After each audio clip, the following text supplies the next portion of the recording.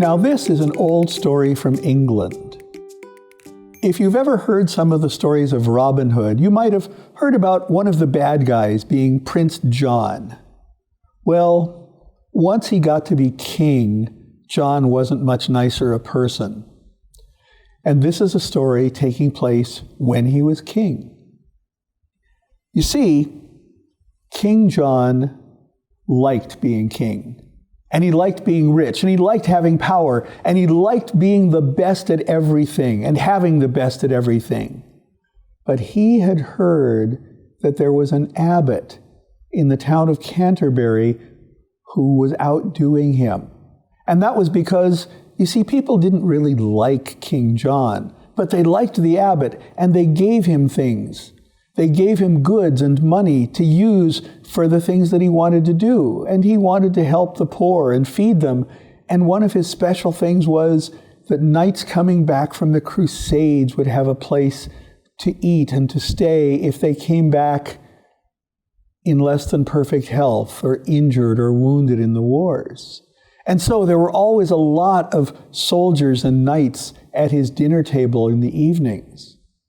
Well, that was more than King John had, and King John was jealous. So he asked the abbot to come to the king's own court to talk.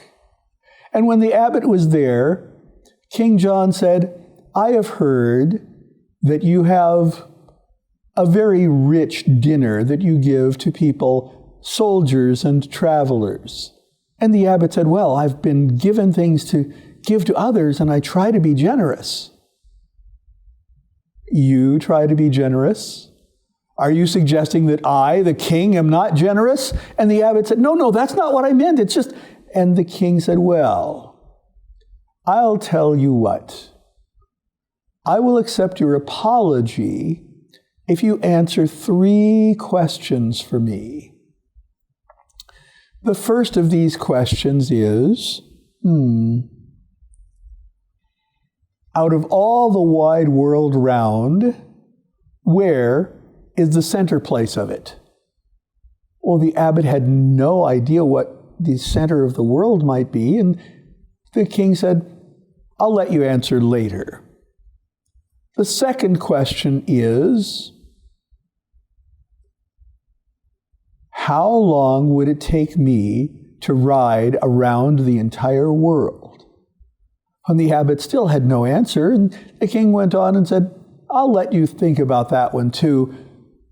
The third question is, what am I thinking?" Well, the abbot begged and said, "Please, I have no idea how to answer your questions quickly." And King John said, "All right, I'll let you think on those questions. In 3 weeks, come back with the answers, or lose everything that your abbey possesses." Well, the abbot didn't want to give up what he was giving to the poor or to the injured, and he went home in great sorrow. And on the way home, he ran into the shepherd who kept the flocks of sheep for the abbey. And the shepherd said, "Abbot, why do you look so sad?" And the abbot said, "I have to go back to King John in 3 weeks and answer 3 impossible questions." "Impossible questions? Well, let me hear them then, just in case I have some ideas." And so the abbot repeated the 3 questions. Where was the center place of the world? How long would it take to ride around the world? And what was King John thinking? And the shepherd said, "I'll tell you what, when the time comes up, lend me your robe, and I'll go back and see if I can answer the questions in your place." And the abbot thought, "Oh, this is terrible, but maybe if you can answer the questions, we won't lose everything we have here." And the shepherd said, "I have some ideas." And so the abbot went home, but for 3 weeks he fretted until it was time for someone to go back and answer the questions. The shepherd came and borrowed a robe with a big hooded cloak, and he went back to talk to King John. And he used his best imitation of the abbot's voice, hoping that King John hadn't been paying much attention.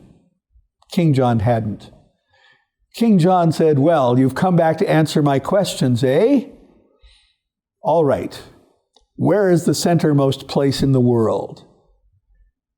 And the shepherd, disguised as the abbot, looked at the ground and pointed to a place about 3 feet in front of King John's left foot. "Right there," he said. "Right there," said King John. "How can I tell you're telling the truth?"